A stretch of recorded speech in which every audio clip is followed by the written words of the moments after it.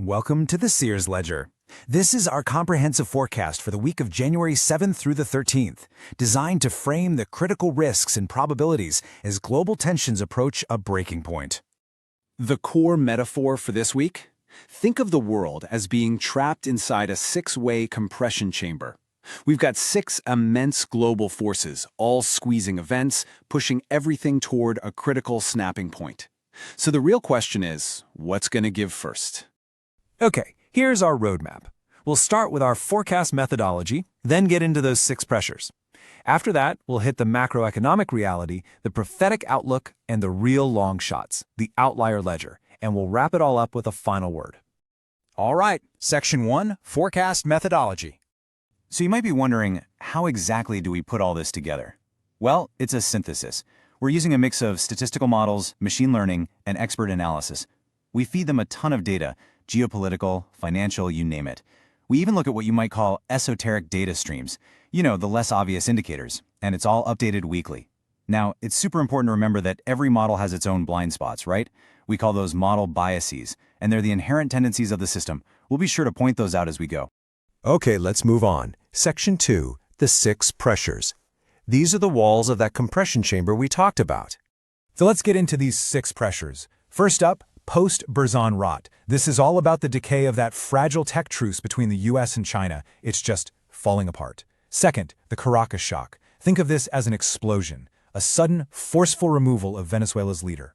Third, the AI reckoning, which is the massive strain that AI's hunger for power is putting on our electrical grids. Number 4, the Saturnian squeeze. This is like a vice, with regulators desperately looking for easy wins in an election year. Then you've got number 5, pre-Olympic anxiety. All that risk is causing security in Italy to go into overdrive. And finally, the Artemis gap. A void, really, as resources for private space missions suddenly dry up. You put all that together, and you've got one heck of a high-stakes environment. Section 3, the macroeconomic reality. So how does all this pressure actually translate into the hard data? Let's take a look. Okay, looking at the economic calendar for the week. Yeah, it's pretty clear these forces are on a collision course. Look at the 7th and the 9th. We're predicting the employment data is going to miss expectations. And that connects directly back to that post-bus rot. The tech sector is feeling the pain, and that's showing up as hiring freezes. But the real main event, the scoreboard for the whole week, is going to be January 13th. That's the CPI print. This is where everything comes to a head. The market consensus is looking for 2.9% inflation. Our models, though, they're pointing to a much hotter 3.2%. So if inflation comes in hot, what does that mean for the Fed? It's pretty incredible how fast the outlook has shifted. A few weeks ago, a rate cut seemed like a sure thing. But now, with the geopolitical risk from the Caracas shock and inflation just refusing to go away, a cut is, well, it's pretty much off the table. Our models put the odds of a pause at 95%. Yeah, they're not moving. Now, let's talk gas prices. It's going to be a volatile week. We're forecasting a national average swinging between $2.95 and $3.08. Things will likely be pretty stable for the first part of the week, but starting Thursday, watch out. That's when we expect the futures market to really get spooked by the supply disruption, and you'll see prices start to spike. Okay, let's break this down by region because it's not going to hit everywhere the same. The East Coast and the Gulf Coast, they're going to feel the immediate squeeze from that lost Venezuelan crude. The Midwest will see a ripple effect. But the really fascinating story is the West Coast. California, for example, doesn't really import from Venezuela.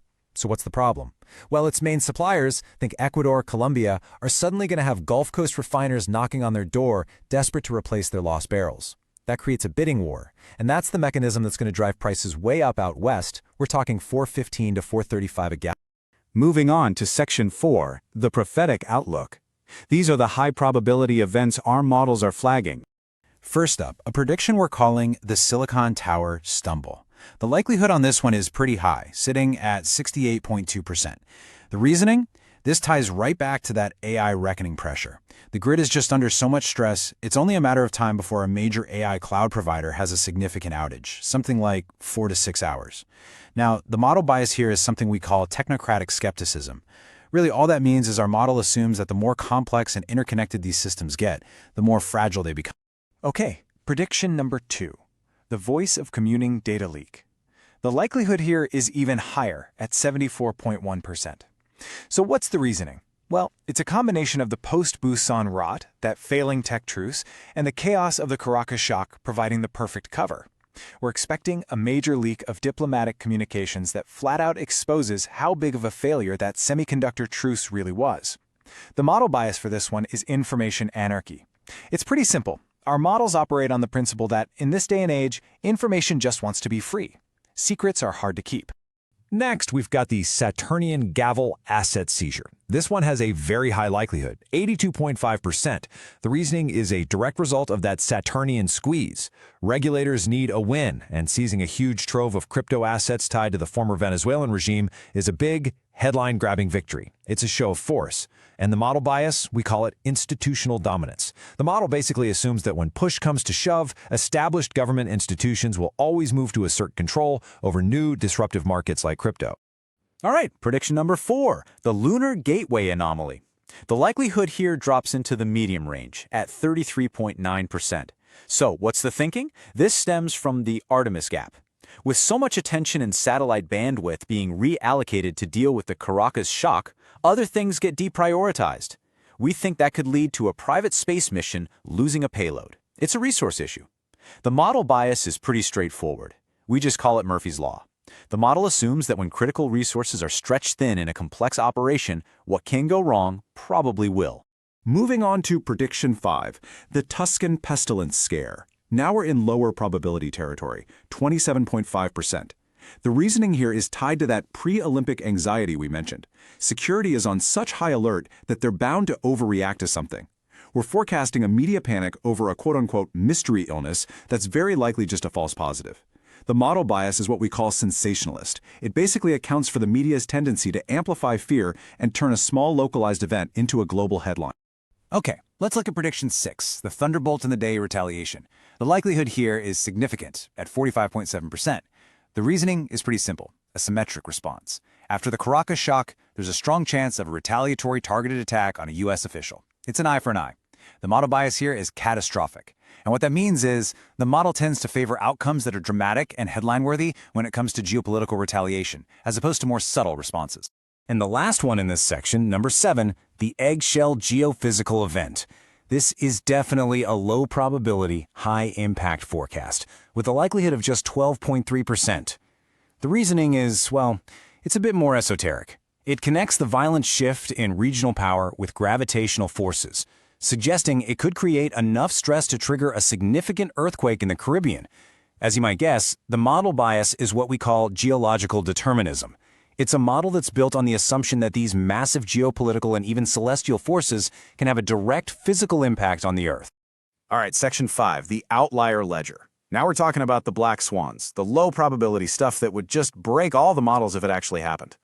So, these are the events that would completely shatter the standard forecast. Take the Caracas surrender, for example, with an 8.4% chance. What if the whole thing just ends peacefully? It would change everything. Or go to the really, really long shots, like fusion ignition, a major energy breakthrough, or even celestial chorus with a 0.05% probability. That's detecting a signal from space. Any single one of these events would throw all our other predictions right out the window. Okay, let's wrap this up. Section 6, final word. And before we get to the final thought, here is our required disclaimer. It's important to remember that these forecasts are probabilistic tools. They're designed to help you frame risk. That's it. They are absolutely not guidance for any personal, financial, legal, or medical decisions. Please always consult qualified professionals before you take any action. Unexpected events can and do happen.